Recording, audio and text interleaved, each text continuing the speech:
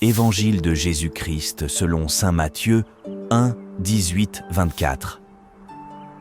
Voici comment fut engendré Jésus-Christ. Marie, sa mère, avait été accordée en mariage à Joseph. Avant qu'ils aient habité ensemble, elle fut enceinte par l'action de l'Esprit Saint. Joseph, son époux, qui était un homme juste et ne voulait pas la dénoncer publiquement, décida de la renvoyer en secret. Comme il avait formé ce projet, voici que l'ange du Seigneur lui apparut en songe et lui dit : « Joseph, fils de David, ne crains pas de prendre chez toi Marie, ton épouse, puisque l'enfant qui est engendré en elle vient de l'Esprit Saint.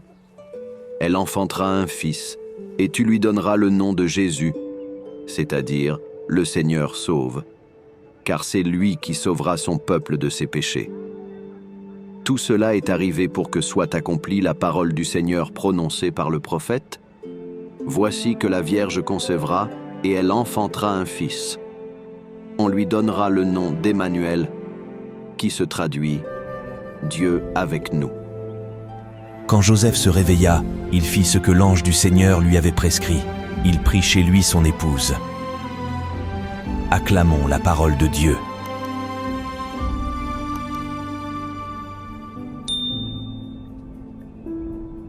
Joseph est un homme juste, nous dit l'Évangile. Pourtant, la justice aurait consisté à livrer Marie à la lapidation. C'était la loi, la Torah pure et simple. Mais Joseph, lui, ne veut pas faire mourir ni la mère ni l'enfant. Il est déjà l'époux de Marie, même si, selon la coutume, ils ne vivent pas encore sous le même toit. Un peu comme notre âme qui est déjà unie à Dieu, et pourtant elle ne demeure pas encore en lui. C'est que Dieu nous donne à voir un moment de révélation qui se joue dans l'intimité des cœurs.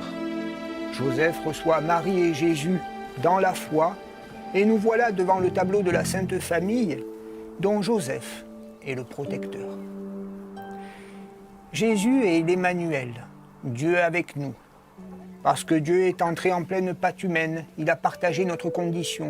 Il n'est pas un Dieu inaccessible et lointain, mais il se fait tellement proche qu'il nous visite depuis la crèche.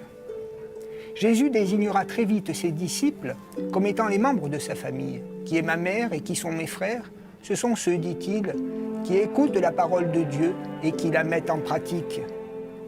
De même que la mission confiée à Joseph auprès de Marie et Jésus déborde la simple hérédité de sang pour inaugurer une lignée dans l'ordre spirituel de la foi. De même, cette famille de disciples qui se constitue autour de Jésus n'est plus seulement la famille de sang, c'est aussi la famille qui a foi en Dieu le Père.